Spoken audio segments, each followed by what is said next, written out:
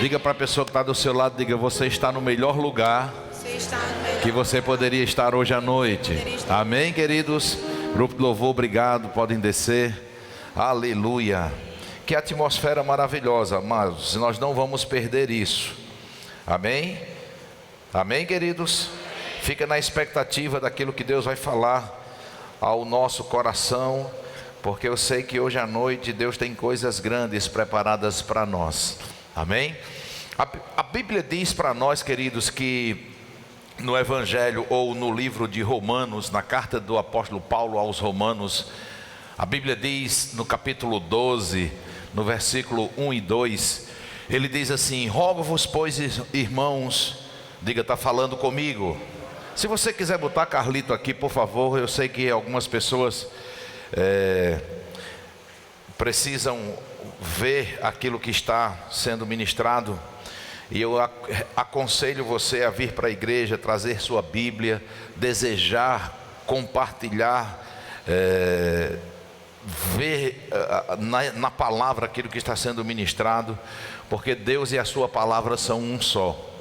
Amém, queridos? Você carrega a palavra de Deus, você está carregando o poder de Deus no seu coração.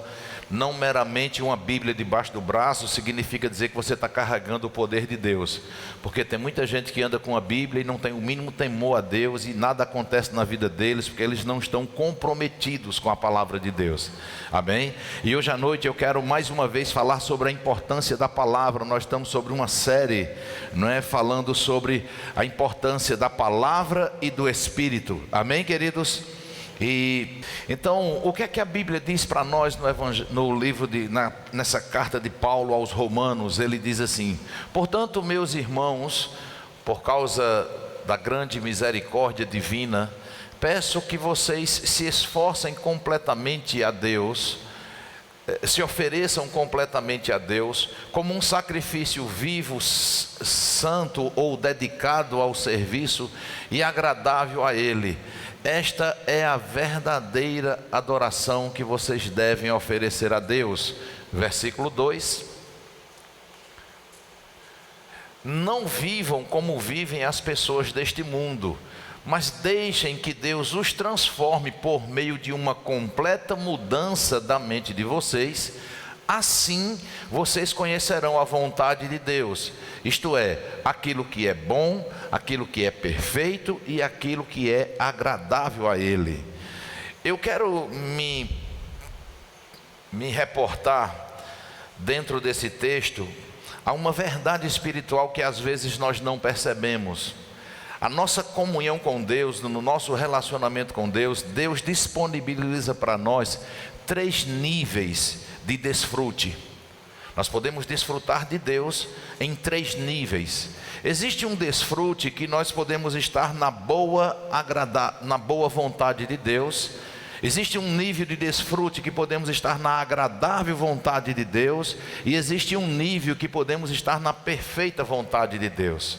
E sabe, queridos, isso é muito interessante, porque, por exemplo, se você pegar vamos imaginar um pai que seja dono de uma concessionária de carro. Presta bastante atenção. Então ele tem um filho pequeno, criança, que anda no carro com ele. Isso é bom para o pai, ter um filho andando com ele no carro. Amém, queridos? Só que a vontade do pai para aquele filho, ou a perfeita vontade do pai para aquele filho, é que ele tenha o seu próprio carro. E o pai tem condições de dar o seu próprio carro para aquele filho. Entenda isso. Só que na infância, a perfeita vontade do pai não pode ser manifesta para aquele filho. Ele está impossibilitado de desfrutar da perfeita vontade do pai.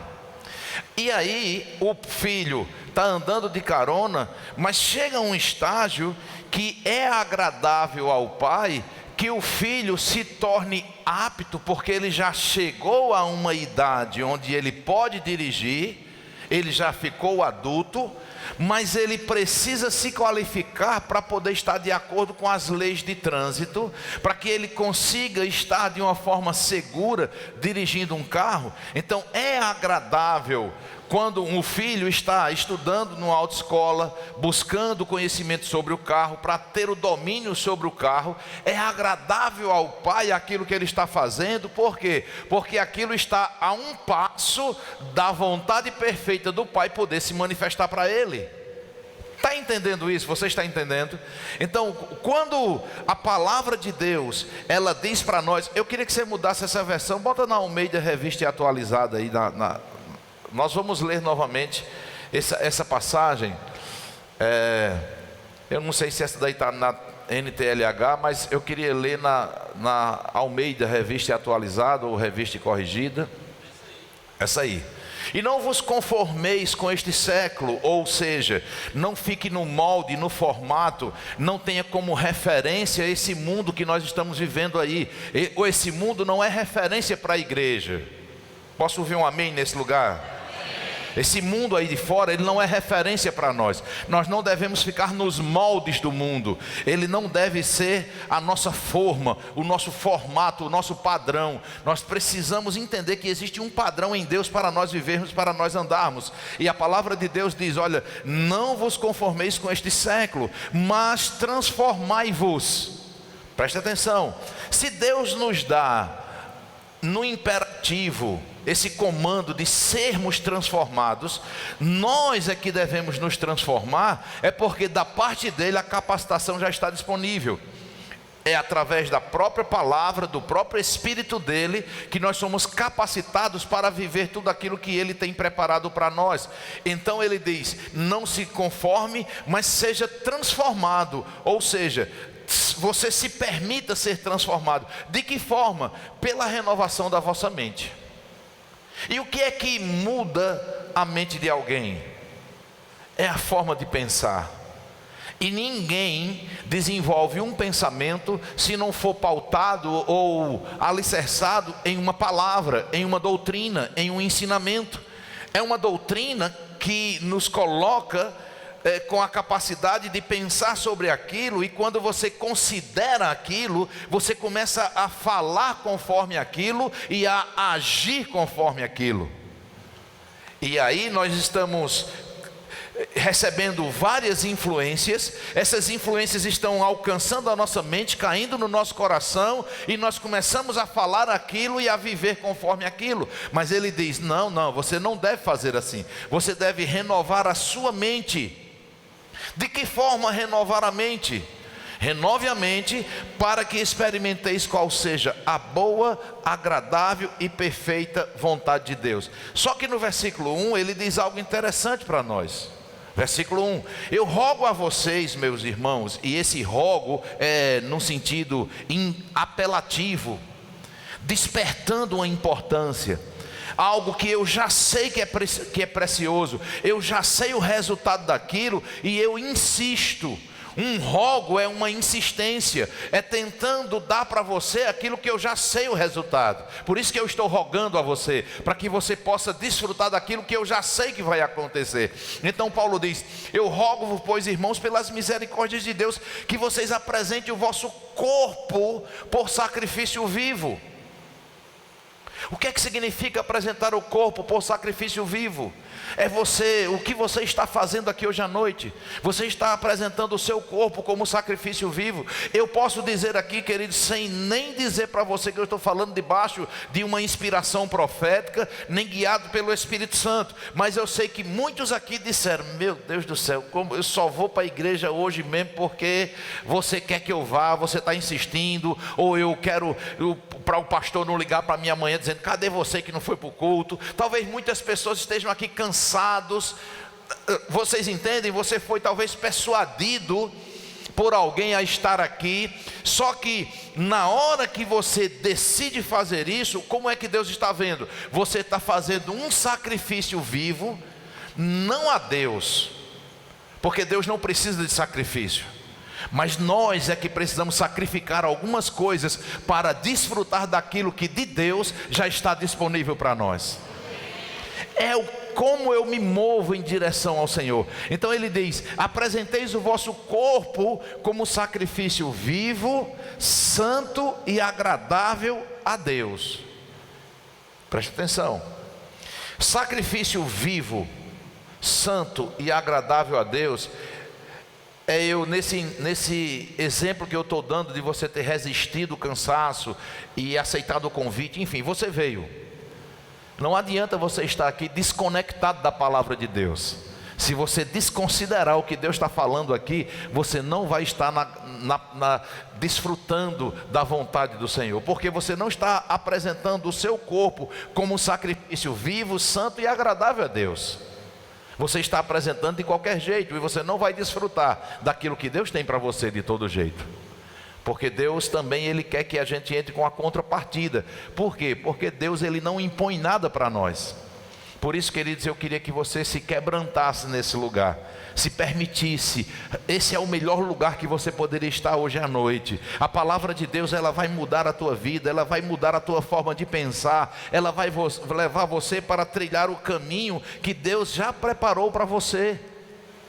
E quando nós não conhecemos o caminho certo em determinados lugares, podemos trilhar vários quilômetros em estrada de barro, de terra, quando tem um asfalto num outro trecho esperando para a gente viajar confortavelmente. Quem está entendendo isso? Amém? Então, a palavra de Deus, queridos, ela é vida para nós. Você precisa valorizar a palavra. Você precisa saber que quando a palavra de Deus, ela é liberada, Deus está comprometido com ela para fazer cumprir.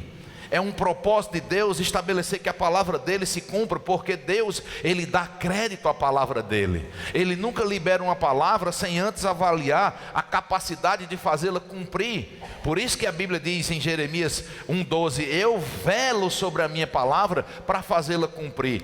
Ou seja, Deus, ele se envolve com a palavra, ele tem responsabilidade com a palavra. E eu vou te dizer de uma forma clara e simples: se você não considera a palavra de Deus, é problema seu, mas ele considera. Se você não coloca como uma sentença aquilo que Deus fala para você, mas Deus considera. Amém? E eu vou mostrar para você hoje à noite o que é que significa da parte de Deus a palavra sair da parte dele e não voltar vazia. Eu quero mostrar para você hoje à noite sobre o desfrute de uma palavra operando na nossa vida. Porque, queridos, sempre que Deus quer trazer algo para a humanidade, sempre que Deus quer fazer algo, primeiro Ele envia a palavra dEle. Para que primeiro a palavra? Para que gere em nós o plano dEle, a vontade dEle, o projeto de Deus, ele é apresentado para nós através da palavra. Muitos de nós, quando queremos apresentar um projeto, nós chamamos alguém, vamos para uma palestra, é sempre através de uma instrução, de uma palavra liberada, que nós vamos receber direções para trilhar alguns caminhos. As empresas hoje, elas reúnem seus funcionários, elas dão treinamentos, mas elas falam constantemente com eles sobre a visão, sobre o propósito, sobre o objetivo, sobre metas, sobre compromissos. E essas palavras que os colaboradores vão recebendo, eles vão entendendo aquilo como um compromisso, como uma responsabilidade. Às vezes a empresa diz: olha, eu vou dar para você esse ano, quem bater a meta no final do ano vai ganhar um carro novo, uma viagem para não sei para onde. Então você pega aquela proposta da empresa e você começa a trabalhar em cima dela. E até acreditamos que se nós fizermos a nossa parte, nós vamos desfrutar daquele benefício. E os benefícios que Deus diz para nós através da palavra dele: se você seguir a minha palavra, se você andar nos meus estatutos, tudo que eu prometi vai se manifestar para você. Mas parece que nós não desfrutamos da cura que a palavra de Deus diz, não desfrutamos do perdão que a palavra de Deus promete, não desfrutamos das bênçãos, da provisão, do refrigério que Deus deu para nós através da sua palavra. A Bíblia diz que Ele enviou a sua palavra e nos sarou. Através da palavra dele nós somos refrigerados. Nós temos toda a herança de Deus para nós, vem através da palavra dele.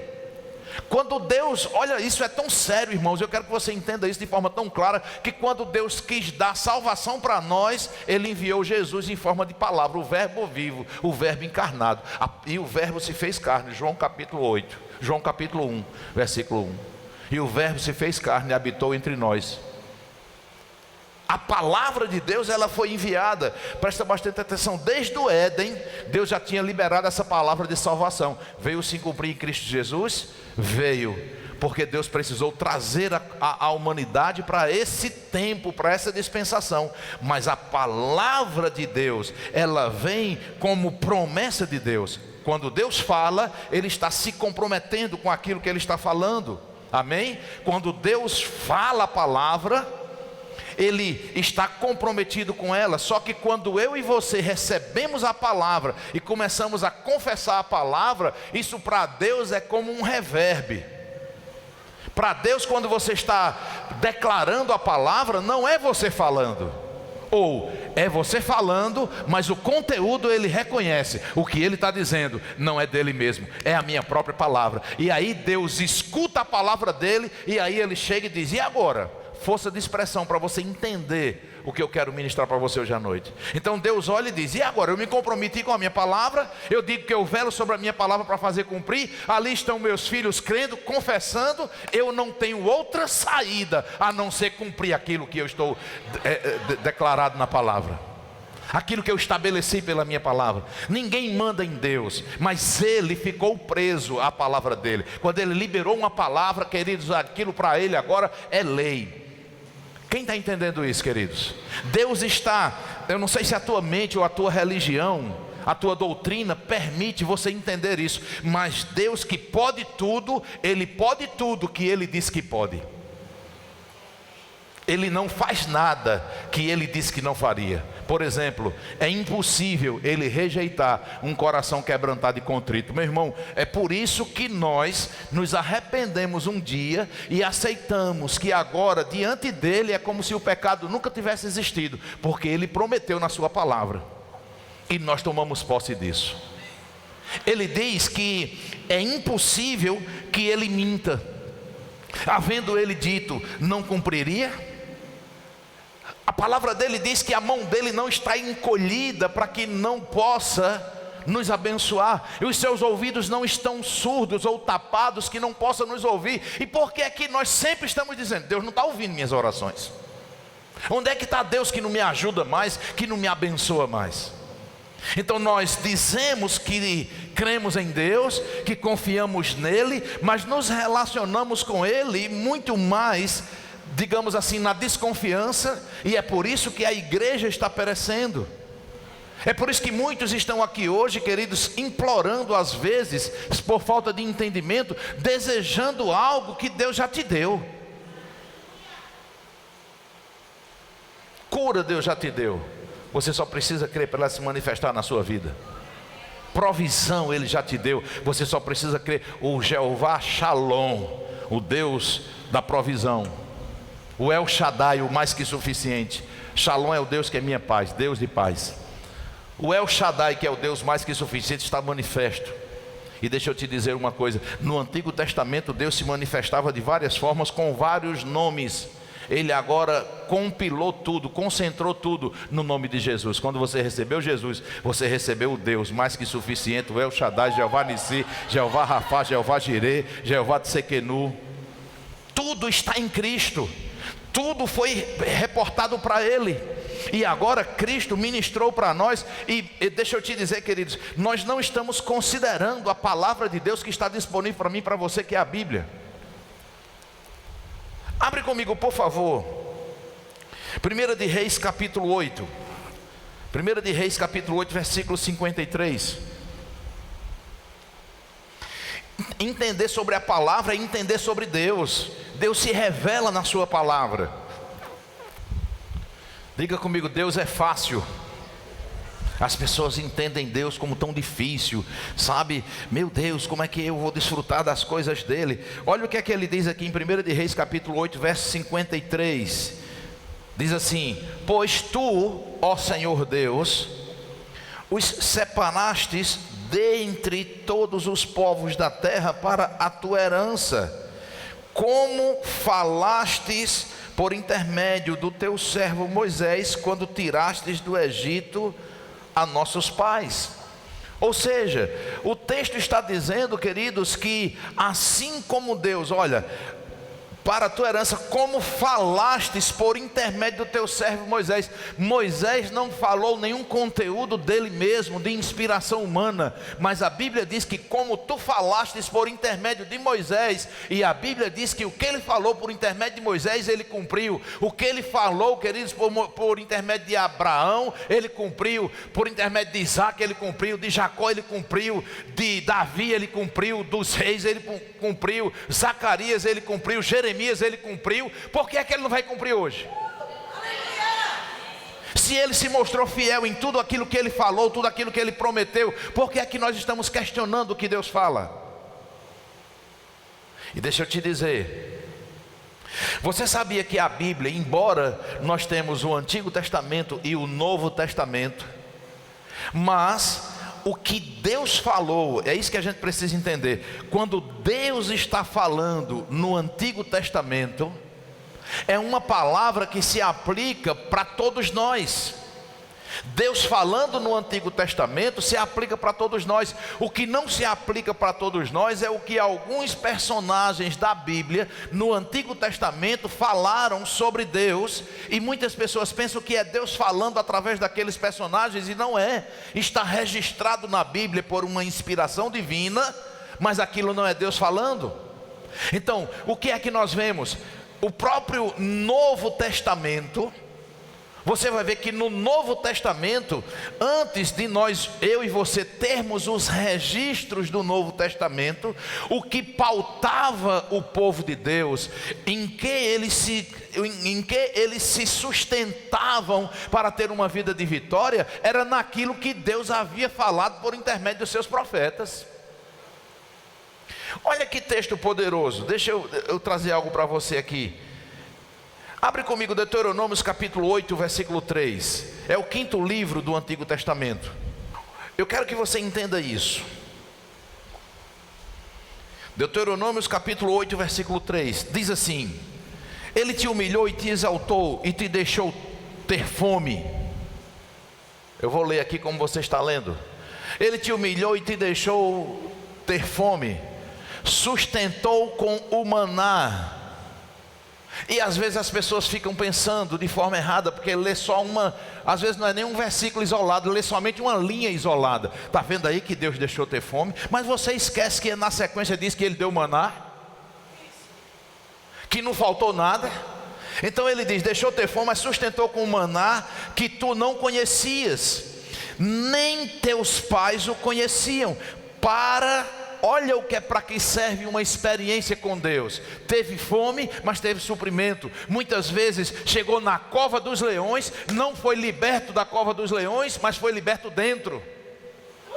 Essa experiência traz uma edificação, uma fortaleza. E sabe por quê, queridos? Porque o propósito de Deus com as tuas experiências não é que você simplesmente seja levantado como alguém forte para você mesmo. É porque Deus tem uma missão para você, e você precisa confiar no Deus que você segue, no Deus que você serve. E a tua experiência vai dizer, do jeito que Ele foi comigo nessa situação, Ele vai ser com você, meu irmão. Creia nele. Deus é Deus de milagre, Deus é Deus de poder. Ele ressuscita mortos, Ele restaura situações.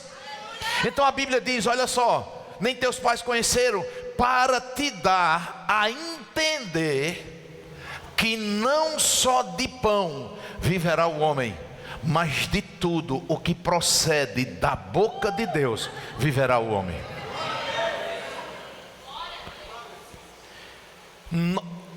Nós entendemos, doutora Joana não vai deixar eu ficar com uma informação vazia.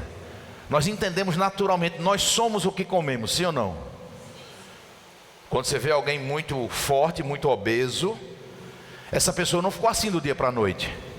Resultado de uma vida comendo coisas que levam a um excesso de peso.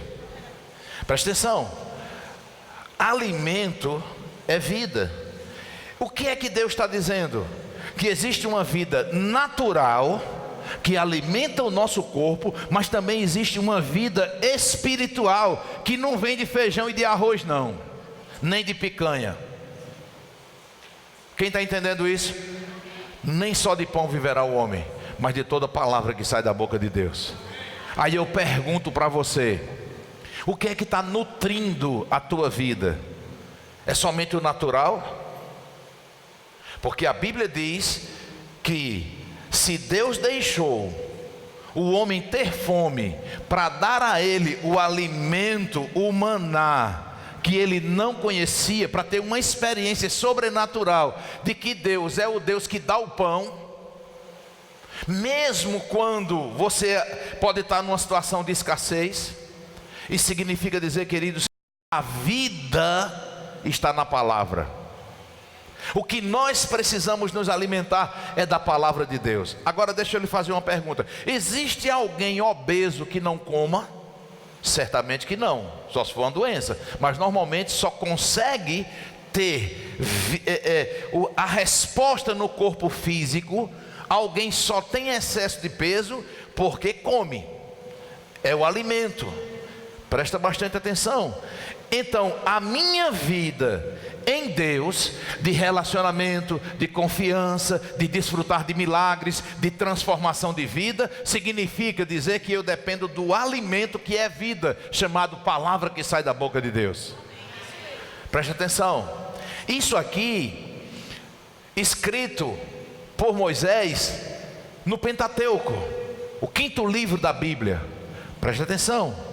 Essa mesma passagem bíblica aqui, lá no Evangelho de Mateus capítulo 4, quando o diabo vem tentar Jesus, Jesus é como se ele tivesse pego a Bíblia, os pergaminhos, e dissesse para Satanás. Satanás disse, Jesus com fome, e ele disse, se tu és filho de Deus, transforma essas pedras em pães. Jesus disse, espera aí Satanás, deixa eu ler minha Bíblia aqui. A minha Bíblia diz que nem só de pão viverá o homem, mas de toda palavra que sai da boca de Deus. Aí eu pergunto para você, como é que você está recepcionando as tentações e as mentiras do diabo que se apresentam na sua vida? Eu quero te dizer, queridos, eu bato a porta na cara da escassez dizendo, o meu Deus, segundo as suas riquezas em glória, já supriu todas as minhas necessidades em Cristo Jesus. O relatório da enfermidade e da doença, eu recepciono ela batendo a porta na cara dela, dizendo assim, em Cristo Jesus Ele já levou todas as minhas dores, as minhas enfermidades, pelas suas pisaduras eu já estou sarado. Agora deixa eu te dizer, ninguém dá o que não tem. Por isso que você está aqui hoje à noite, porque Deus quer te encher da palavra. Deus quer que você receba essa palavra, porque é a palavra que é liberada da sua boca que tem poder. Vou dar um exemplo aqui. Você imagina um caminhão de uma transportadora carregando 50.000 Bíblias, um bitrem, carregando 50.000 Bíblias, e aquele caminhão capota, pega fogo, destrói todas aquelas Bíblias, e nós de forma religiosa podemos dizer, mas como a palavra de Deus pode ser afetada daquele jeito? Como é que pode? Mas não eram Bíblias, não era a palavra de Deus?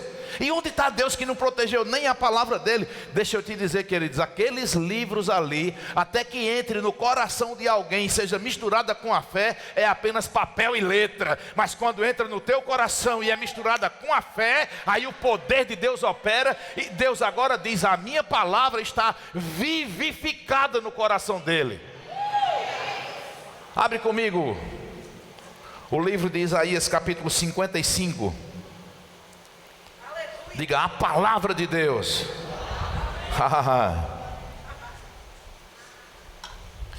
Louvado seja o nome do Senhor. Isaías 55, nós lemos esse texto aqui na pregação passada, mas eu creio que ele vai vir com mais luz ainda ao teu coração. Isaías 55, 9 diz assim: porque assim como os céus são mais altos do que a terra, assim são os meus caminhos mais altos do que os vossos caminhos, e os meus pensamentos mais altos do que os vossos pensamentos. Verso 10, e atenção dobrada para o que eu vou ler agora. Porque assim como descem a chuva e a neve dos céus, e para lá não tornam, sem que primeiro reguem a terra,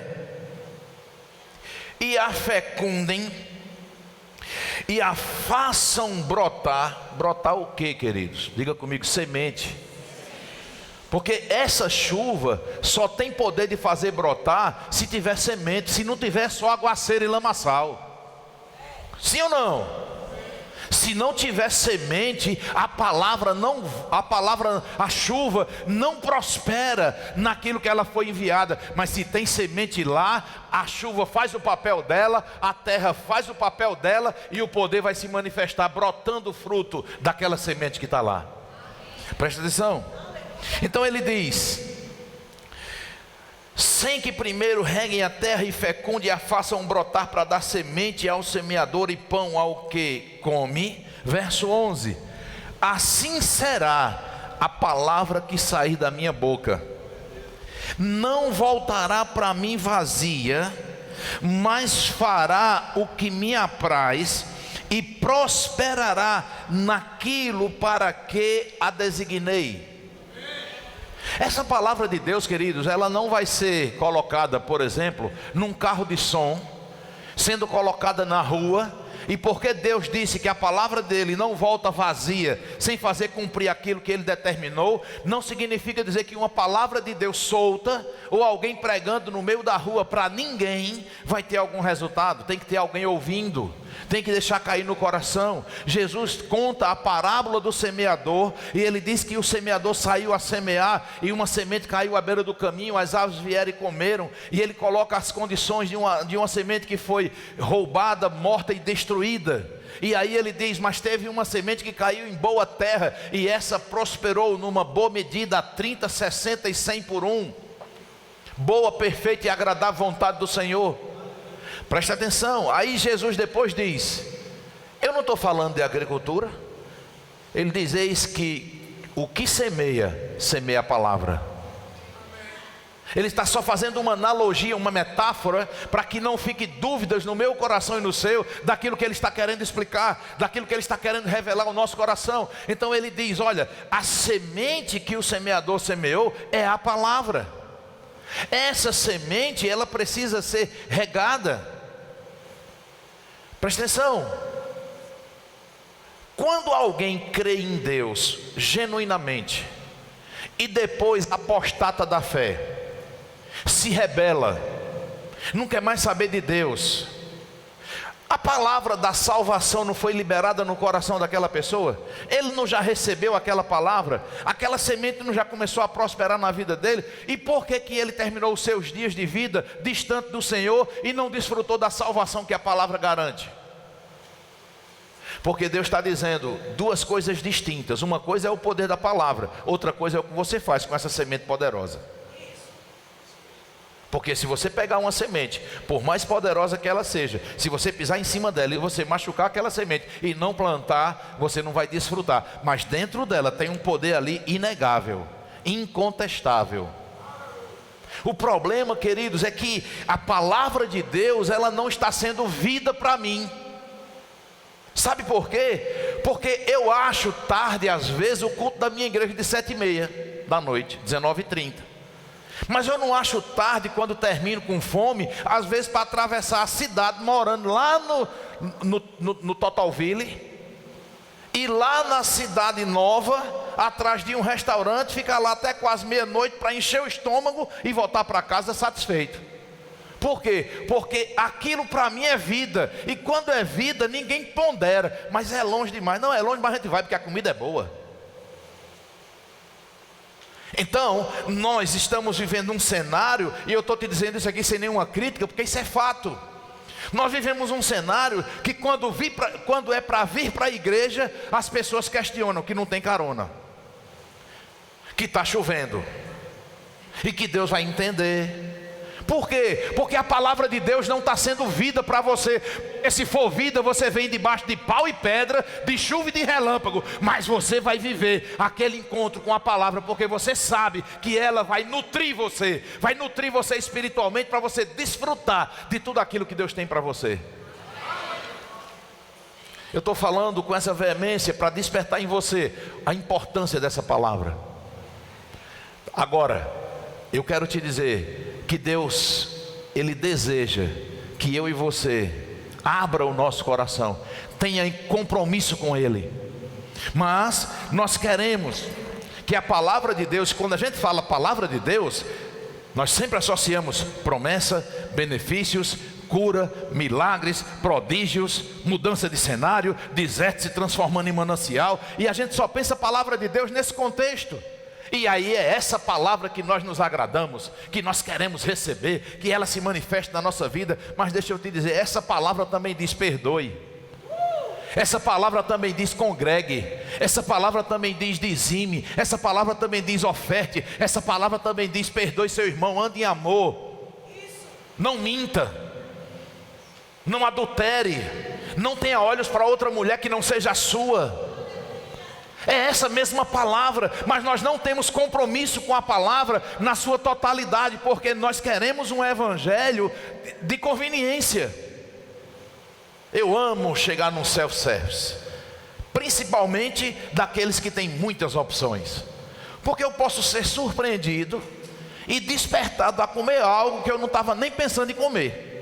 Por exemplo, tem um restaurante lá em Campina Grande, na Paraíba, tem em Brasília e em alguns outros, que é o Mangaio, que tem um estilo de comida nordestino, João Pessoa, melhor dizendo, né? E eu amo chegar lá, porque eu já sei o que tem lá. Eles são perfeitos, os pratos sempre são o mesmo sabor, não muda, é um padrão. Aí às vezes eu vou num self-service, queridos, e não estou nem pensando em comer um torresmo que lá tem, e de repente eu não estou nem pensando em comer torresmo, mas quando eu chego num self-service que tem aquela opção, eu digo, eita, meu torresminho, eu vou botar um pouco aqui. Mas tem gente que olha do meu lado e diz, misericórdia, torresmo, eca. É um direito que tem. E nós queremos exercer esse mesmo direito da conveniência, daquilo que eu gosto, daquilo que é saudável e saboroso para mim, com o evangelho. Por isso que tem problema. Porque o evangelho não pode ser tirado nem uma vírgula, nem um tio, nem acrescentado nada. É para você viver na plenitude do que está escrito. E para viver você precisa conhecer. Você precisa renovar a sua mente. Se você não se expuser à palavra, você está entendendo, queridos?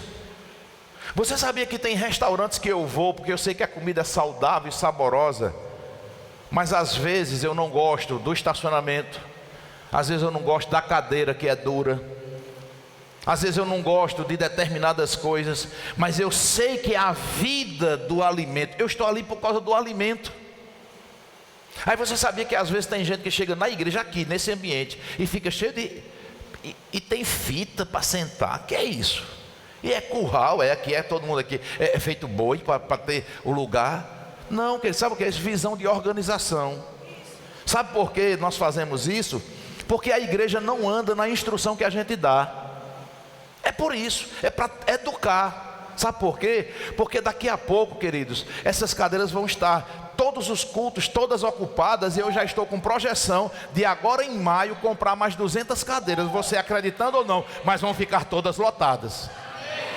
Aí eu lhe pergunto, imagina você senta no meio e começa a chegar o povo, e o culto começou, e algumas pessoas chegam retardatário e começam a passar na tua frente, dê licença, deixa eu sentar aqui, você está no louvor lá, compenetrado na unção lá, no poder, e o diácono batendo no seu braço, porque precisa passar por você, para ir lá para o canto, porque é a única cadeira vazia que vai ter. Então nós queremos organizar as pessoas, que quem chega primeiro, vai ocupando os primeiros lugares. Você entende, queridos? Isso é organização. Outra coisa, estimular, para não dizer forçar, relacionamento. Porque tem gente que tem dificuldade de sentar perto de gente. E aqui na igreja às vezes é o lugar que vai quebrar isso. Porque tem gente que senta lá no canto, eu vou ficar vigilhado, eu gosto de ficar sozinho, não quero ninguém perto de mim. Mas deixa eu te dizer, no céu você não vai ter essa escolha. Às vezes, deixa eu te dizer, queridos, igreja é lugar de ser treinado no Espírito. Deus conhece sua vida, eu não conheço. Você sabe que lá fora no seu trabalho, na sua família, aonde você se move, lá você manda, lá você grita, lá você dá ordem. Ninguém nunca mandou em você. Aí quando chega na igreja, você se sente na obrigação de ter que se sujeitar, mas ainda fica estribuchando um pouquinho, e fala de um lado, e reclama, e não sei. Queridos, isso é aprendizado e crescimento. Nós não vamos nos atrapalhar por causa dessas pequenas coisas, não. Isso é visão de excelência. Você talvez não entenda, mas nós entendemos e sabemos porque nós fazemos isso, para que a gente coloque ordem no culto. Vocês entendem, irmãos? Então essas pequenas coisas que nós fazemos, deixa eu te dizer, queridos, eu avalio acima de tudo o que é vida, a palavra de Deus. Eu sou alimentado nesse lugar. A palavra que eu escuto aqui realmente está mudando a minha vida. Então eu não vou ser parado por causa de uma fita, porque logo a gente vai tirar a fita, porque o ser humano ele se adapta, ele fica acostumado. Daqui a pouco você vai achar que tem fita e vai querer sentar só na frente, porque você já se acostumou. A minha ideia é tirar a fita, mas até que a igreja se eduque a se posicionar usando as primeiras cadeiras, e você não entende isso, só se submeta se você não entende, porque isso é bênção. Amém, queridos? Às vezes é exatamente isso. Deus está treinando você, porque ninguém nunca dá ordem em você. Mas quando chega na igreja, eu fico desconfortável. Tem que, meu Deus, ir para o canto ali, e o diácono fica em cima e apontando, e eu ainda vou e eu dou um pulozinho na fita, só para sentar onde eu quero. Não tem problema, irmão. Nós não vamos brigar com você se você disser, não quero. Fica tranquilo, os diáconos não são do UFC aqui não, amém? Mas eles estão trazendo instrução. E eu queria que você entendesse que isso é para trazer crescimento para nós.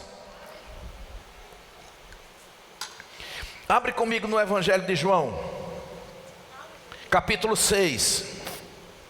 Evangelho de João, capítulo 6, versículo 63. Evangelho de João 6, 63. O Espírito é o que vivifica, a carne para nada aproveita. Jesus dizendo: as palavras que eu vos tenho dito são espírito e vida. Deixa eu te dizer, o que você está recebendo dessa plataforma aqui, desse altar, é espírito e vida. Você pode até não entender, mas se você decidir crer nessa palavra, ela está brotando milagres na sua vida. Quando a Bíblia diz em Isaías 55:11, ele diz assim: a palavra que sai da minha boca, ela não voltará para mim vazia. Deixa eu te dizer, é quando Deus está considerando que ela chega para nós, quando nós acolhemos essa palavra e cremos nela, você pode ficar certo, o resultado vem. Porque às vezes as pessoas dizem assim, mas eu estava crendo, e por que não aconteceu? Então nós vamos questionar que Deus não é quem Ele diz que é, que Ele não faz o que Ele diz que faz, nem que Ele pode o que Ele diz que pode. Porque a Bíblia diz que tudo é possível ao que crê. Mas nós queremos nos proteger de forma tal que em nós não tem falha nenhuma. Deve ser ranço de Deus comigo,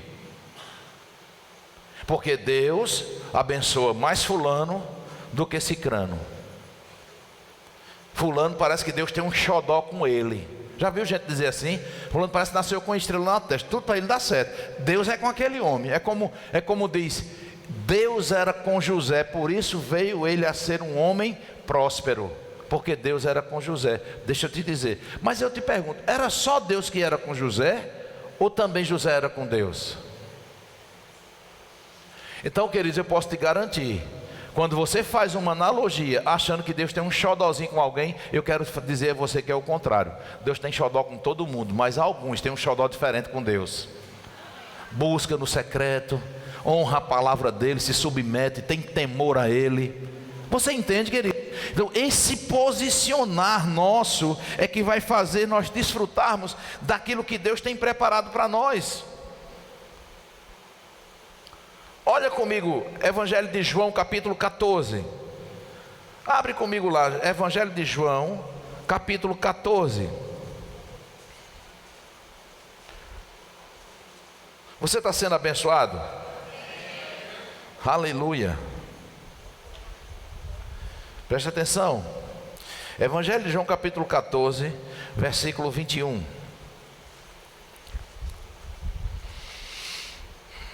Quantos encontraram, digam amém.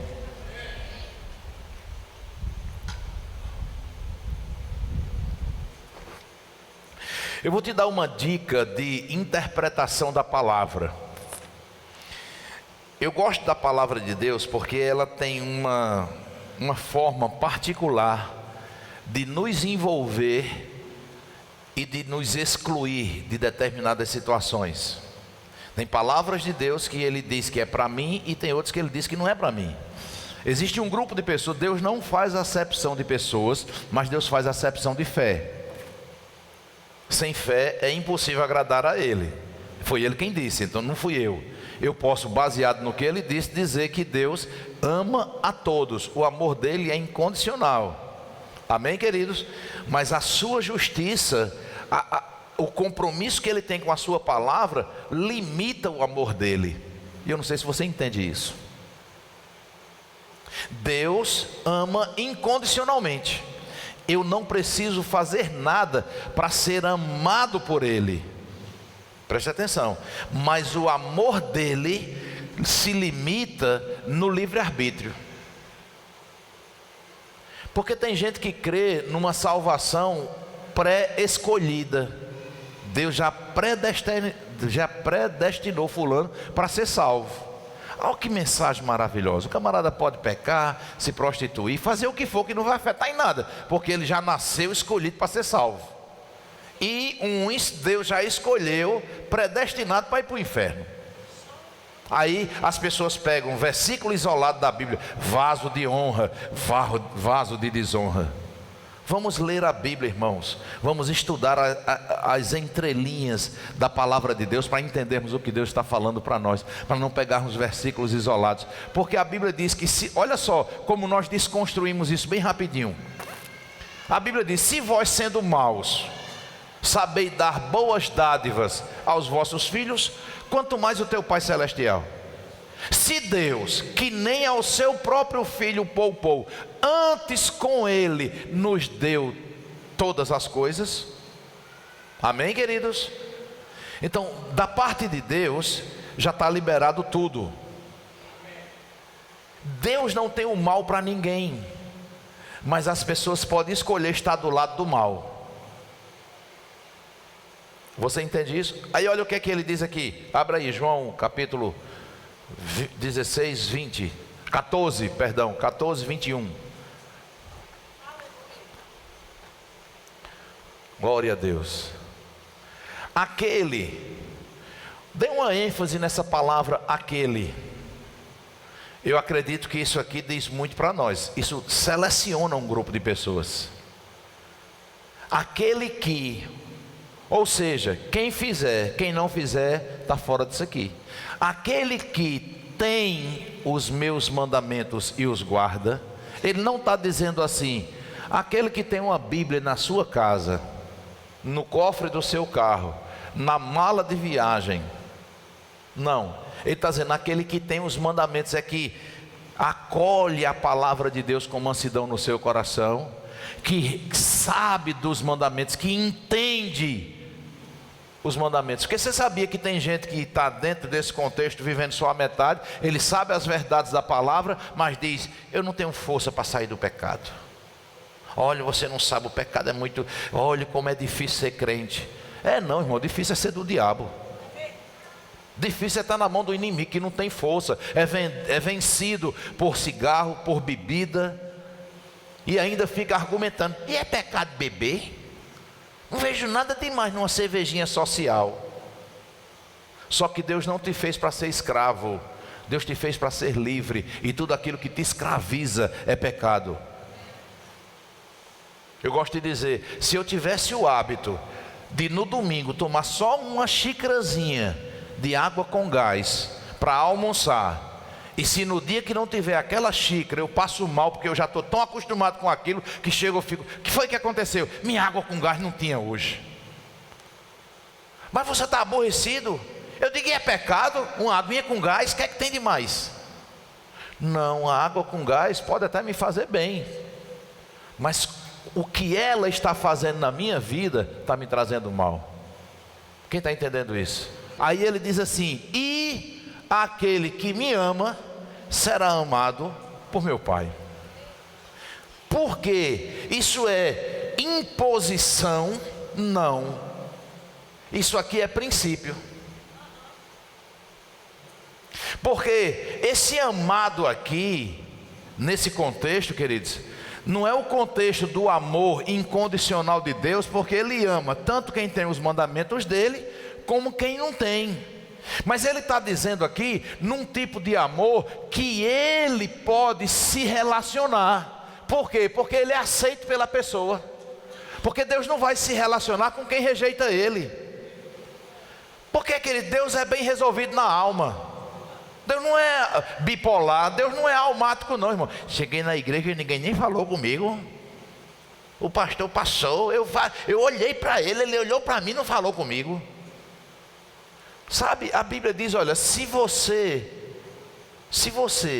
me negar, eu também te negarei. Aí tem gente que pensa assim: eita, Deus ficou chateado. Não, é Deus dizendo o seguinte: olha, eu tenho poder de anestesiar você, de mudar seu coração, porque eu sou todo poderoso, eu posso fazer com você o que eu quiser. Só que eu estabeleci pela minha palavra que não sou eu que vou aceitar você, eu já lhe aceitei, você é quem decide se me quer ou não. Outra coisa, deixa eu te dizer, se você não me quiser, eu também não vou te querer. Fica tranquilo, eu vou te dar essa boa notícia, porque se eu quisesse te querer a todo custo, você estava frito, porque aí você não tinha nem como resistir. Então é isso que ele está dizendo: se você me negar, eu também te negarei. Mas todavia, se você for infiel, eu permaneço fiel, porque eu não posso negar a mim mesmo. Ou seja, o que você faz pode afetar a sua vida, mas não afeta Deus. Deus não muda por causa do meu temperamento e do seu, do meu comportamento e do seu. Então, existem ações de Deus, embora Deus sendo todo poderoso, mas existem ações de Deus que eu posso, vamos dizer assim, provocar Deus a agir de determinada forma. Por exemplo, se você não está vendo a mão de Deus operando na sua vida, nas suas finanças, na sua família, deixa eu te dizer: ame, guarde os mandamentos dele, tenha os mandamentos dele. Olha o que é que vai acontecer: aquele que me ama será amado por meu Pai, e eu também o amarei e me manifestarei a ele. Sabe o que é? Sabe o que é manifestação de Deus? Não é simplesmente a presença de Deus, é Deus com tudo que Ele é, com tudo que Ele tem e com tudo que Ele faz, pleno na minha vida e na sua. Ele diz: se você guarda meus mandamentos, se você tem os meus mandamentos, esse verdadeiramente é um comportamento de quem me ama. E se você me ama, deixa eu te dizer, não tem como eu ficar no trono, eu vou até você e vou manifestar na sua vida os milagres que você precisa. Não vai haver escassez, não vai haver carência.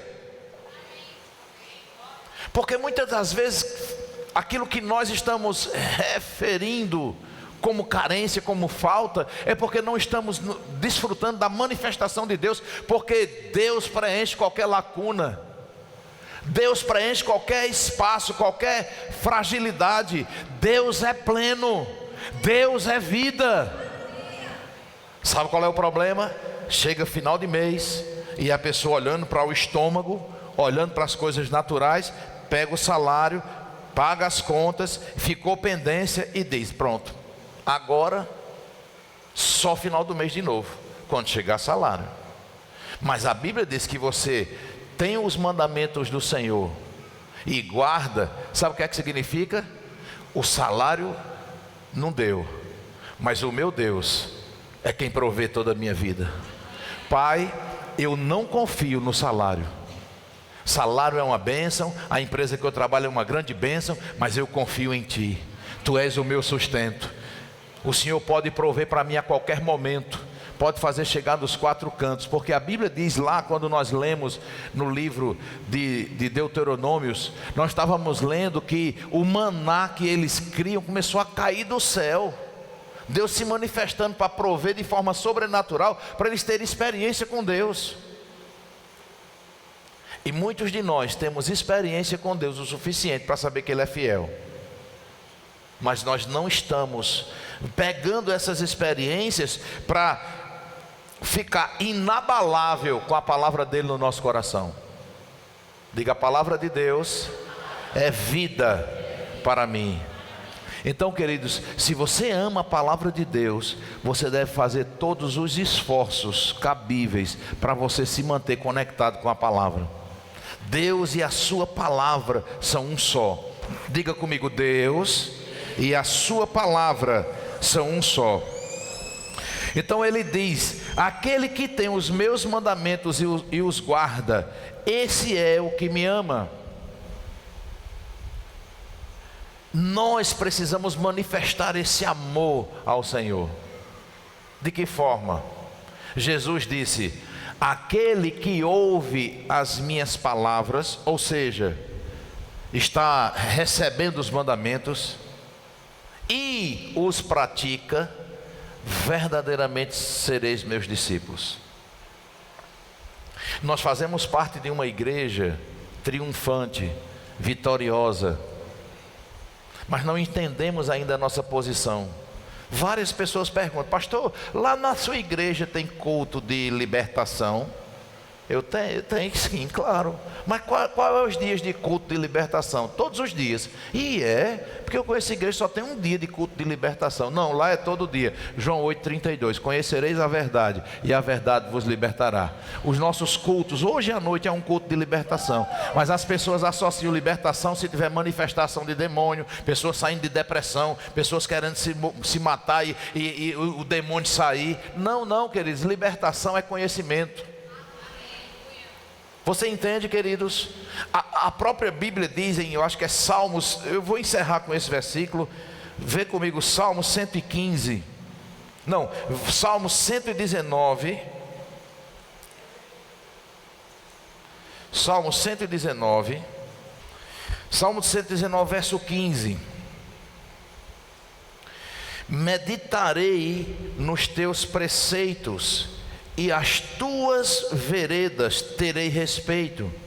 Terei prazer nos teus decretos, não me esquecerei da tua palavra. Você entende isso, irmãos?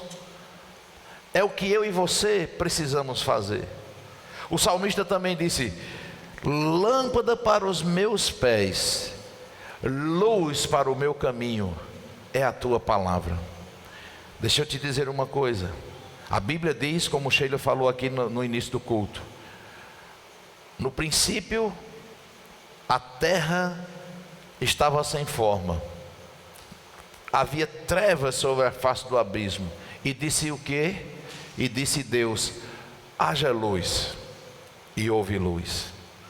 Aí a Bíblia diz através do salmista que a palavra de Deus é lâmpada para os nossos pés e luz para o nosso caminho. Eu não sei se você já percebeu, mas quando a mulher vai ganhar bebê, chama que a mulher deu a luz. Luz é também sinônimo de vida. Ou seja, a projeção de Deus para o meu futuro, porque lâmpada para os meus pés é me dar firmeza e segurança onde eu estou pisando. Amém, queridos? Eu estou com um celular num lugar escuro, num terreno baldio, talvez, olhar alguma coisa, e eu não sei onde eu vou pisar. Então eu pego aquela lanterna e lanço nos meus pés, eu tenho firmeza onde eu vou pisar. Então se eu, por exemplo, conseguir, glória a Deus, se eu conseguir colocar aquela lente, aquela lanterna até aquela caixa de som, então eu projetei um caminho seguro. Então lâmpada para os meus pés, aí eu olho para frente, vida para o meu caminho. Presta atenção. Quando a palavra de Deus, ela me dá foco para onde eu estou e projeção para o meu futuro, Você precisa se permitir ser alcançado pela promessa divina e entender que aquilo que Deus disse já está feito. Esses dias, minha irmã, lá de Campina Grande, ela encontrou no nosso álbum de família, eu não sei se os mais antigos aqui vão lembrar, aquelas máquinas de costura que tinha aquele tablado de madeira e que era na manivelazinha assim, no pedal assim que mexia, né? E tal e tal. Minha mãe tinha uma máquina daquela, e aquela máquina ela fecha e ficava só a plataformazinha. Aí tinha uma foto lá, eu bem sentadozinho naquela foto. Eu até tentei recapturar aquela foto hoje para botar aqui. Estava eu, minha irmã e meu outro irmão, nós três. E aí, queridos, quando eu olho para o meu passado e vejo quem eu era, talvez você pudesse até ter dificuldade de identificar quem eu seria daquelas 3 crianças lá. Você entende? Tudo pequenininho, ali eu acho que com 7 meses, mais ou menos, já sentadinho, durinho assim, só tirou a foto e tal. Então, nós olhamos, quando eu olho para aquela criança e eu vejo como eu estou hoje, aí eu paro e penso, o potencial de me fazer como eu estou aqui, já existia naquela criança, de me fazer adulto, sim ou não? Presta atenção, Deus, quando Ele projeta a palavra dEle para o nosso futuro, preste atenção, Ele está querendo criar em mim e em você a imagem do potencial que existe em mim e existe em você de se tornar aquilo que Ele está mostrando para nós através da sua palavra. Quem está entendendo isso? Então, se eu costumo dizer o seguinte, se eu entrar no avião e o bicho começar a tremer, e o piloto disser assim, rapaz, parece que a gente vai cair, eu vou dizer assim, esse avião vai cair, mas eu não vou morrer, porque eu tenho convicção que o que Deus me mostrou, que eu vou fazer, ainda não se cumpriu. Quem está entendendo isso? Então, se eu sei que o que Deus me prometeu ainda não se cumpriu, meu irmão, isso pode ser loucura para você, mas para mim é convicção. Eu só vou partir dessa terra quando aquilo que Deus me prometeu se cumprir, porque Deus não é doido de me dar uma projeção que Ele não possa trazer para mim. E eu sei, porque sei que eu não sou perfeito, mas eu me rendo ao Senhor. Eu entendi isso, não vivo eu, mas Cristo vive em mim. Então eu me coloco à disposição para que Deus possa realizar através da minha vida aquilo que Ele já projetou para mim. Então, do mesmo jeito que eu olho uma foto da infância, está meu neto ali nos braços de Brígida, cadê o bebê? Está com o Toninho ali, né? Traz ele aqui, traz Antônio Henrique aqui. Eu vou encerrar com isso, porque eu quero que você desfrute dessa realidade. Bote aqui em cima. Vou acordar ele. Vamos acordar ele ou não? Vamos não. Só aqui. Espera aí. Oh, Jesus. Pronto. Glória a Deus. Presta atenção. Eu posso dizer claramente que eu tenho que desfrutar dessa fase, porque logo eu não vou poder botar ele nos braços, porque esse menino vai ficar grande. E onde é que está o potencial de fazer esse menino grande? Nele. Está tudo aqui, nas células, nos hormônios. Então vai chegar um dia que nós vamos ver esse menino correndo aqui, daqui a pouco ele vai crescer, e se ele for na influência do pai, ele vai ficar gordo, porque ele vai comer muito. Mas deixa eu te dizer, queridos, o que Deus quer que eu e você entenda com essa metáfora, ou com esse entendimento natural aqui, é que não depende dessa criança a capacidade de fazê-lo grande. Deus já depositou nele. Ele só precisa se submeter aos princípios. Ele só precisa entender que existem leis naturais que ele precisa seguir. Quem está entendendo isso? E aí ele vai percorrer o caminho natural que Deus tem para ele. Então Deus quer que você continue seguindo seus passos, crendo que Deus está abrindo portas para você, fazendo conexões divinas, que você está dentro do centro da vontade dEle, que Ele está te inspirando e que você simplesmente vai trilhar o teu caminho. Por quê? Porque Deus tem tua família preservada até que você parta daqui da terra, mas pode ser que chegue os teus últimos dias de vida e você já tenha passado por 2 ou 3 casamentos. Está repreendido em nome de Jesus, mas não é o que Deus tem projetado. Quem está entendendo isso? Quem está entendendo isso? Então Deus tem uma projeção para nós. Então o que Deus fala, por isso que eu quero que você entenda, Isaías 55:11, a palavra que sai da minha boca, ela não volta para mim vazia. De que forma?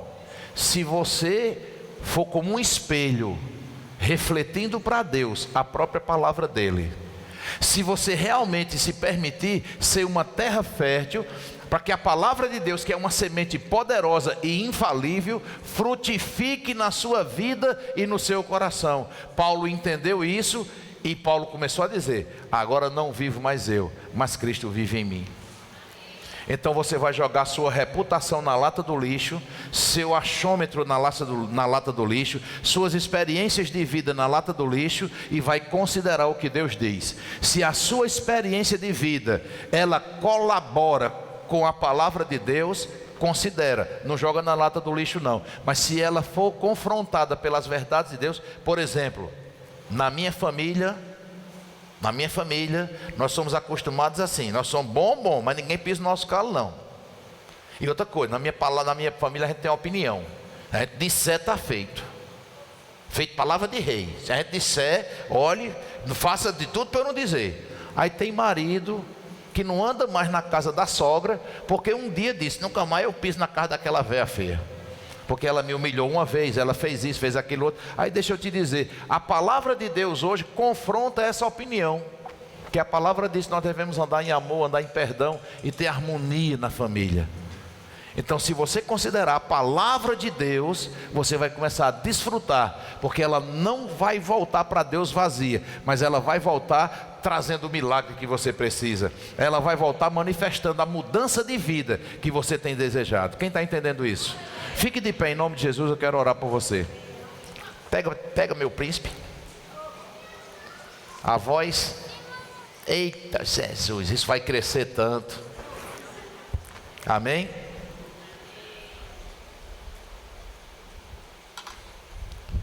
O profeta Elias, quando ele foi enfrentar os profetas de Baal, ele pegou a palavra de Deus, que Deus tinha dado a ele vitória, Deus tinha dito a ele, prometido a ele que a unção na vida dele ia fazer ele vencer exércitos inimigos, enfim. Aí ele faz um desafio, o grupo louvor pode subir. Ele faz um desafio para os profetas de Baal, e ele diz assim: nós vamos fazer 2 fogueiras aqui, e nós vamos molhar. Vocês vão invocar os deuses de vocês, e eu vou invocar o meu Deus. E na fogueira que o Deus vier e lamber com fogo, esse é o Deus poderoso e o Deus vencedor. E a Bíblia diz que agora Elias foi falar com Deus e disse: Deus, eu só falei baseado na tua palavra. Quem vai fazer descer fogo do céu é o Senhor. E a Bíblia diz que ele, com instância, ele orou. E ali naquele momento, ele apresentou a palavra de Deus como sustentáculo para aquela atitude dele. Deixa eu te dizer, hoje à noite Deus quer que você ousadamente, meu irmão, jogue a religião na lata do lixo. Jogue a doutrina de que você está mendigando um milagre de Deus. Se Deus quiser Ele vai fazer, se Ele não quiser Ele não vai fazer. Verdadeiramente é assim. Mas aquilo que Ele já disse que Ele quer, tome posse, irmão. O desejo de Deus é que todos sejam salvos e cheguem ao pleno conhecimento da verdade. A Bíblia diz que a prosperidade do Senhor enriquece e não traz dano. Então é a vontade dEle que Ele diz que eu e você prospere. A vontade de Deus já está estabelecida na cruz, que Ele já nos curou em Cristo Jesus. Você está diante de um homem que, vez por outra, tem algumas inspirações. E se você quiser usar desse entendimento, Se você tiver um evento, for fazer qualquer coisa, que tiver preparado para chover, que for atrapalhar o teu negócio, for atrapalhar a tua caminhada, não ore assim não, dizendo: Pai, o Senhor é o dono da chuva, me ajude, não deixe chover não. Essa não é uma oração para a igreja hoje. A igreja hoje deve orar assim: eu tenho uma autoridade dada por Deus sobre a natureza. Nuvem, você vai parar de chover. Chuva, você cesse agora na autoridade do nome de Jesus. Presta atenção. Jesus estava num barco. Eu não sei se a tua doutrina está aceitando isso, mas eu quero te dizer que é bíblico. Jesus estava num barco, uma grande tempestade, os discípulos desesperados, achando que eles iam morrer. Jesus chega e diz: homens de pouca fé, até quando eu vou estar com vocês? Aí ele diz, em outras palavras, parafraseando: deixa eu dizer para vocês, mostrar o que é que vocês precisavam fazer agora, porque eu vou subir, vocês vão ficar aí, e a autoridade que eu estou deixando é para vocês fazerem o que eu vou fazer agora. E Jesus chegou e disse: vento para, mar aquieta-te. Ele não disse assim, porque Jesus é o maior exemplo para nós. Ele não disse assim: Pai, estou aqui, sou teu filho, eu quero que o Senhor mostre através de mim que eu sou teu representante e o Senhor quem vai fazer parar essa chuva. Não, não, Ele deu poder para mim, deu poder para você. A autoridade sobre a natureza está dada para nós. O problema é que nós não sabemos como orar e não usamos essa autoridade. Então, queridos, eu quero te dizer, hoje à noite você vai pegar a palavra de Deus, que é vida. Do mesmo jeito que você sabe que se tomar muito suco de acerola, você está ingerindo vitamina C e está aumentando a imunidade do seu corpo, você vai entender que a palavra de Deus que vem no teu coração e na tua boca vai ser para você agir contra as circunstâncias. Pensamentos de morte: não morrerei, mas viverei para contar os feitos do Senhor.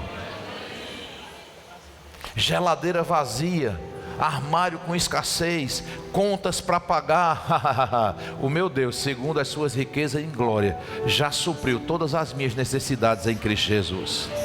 E quando você começar a tomar posse dessa palavra e liberando ela, você vai começar a recepcionar as mentiras do cenário com as verdades espirituais da palavra de Deus.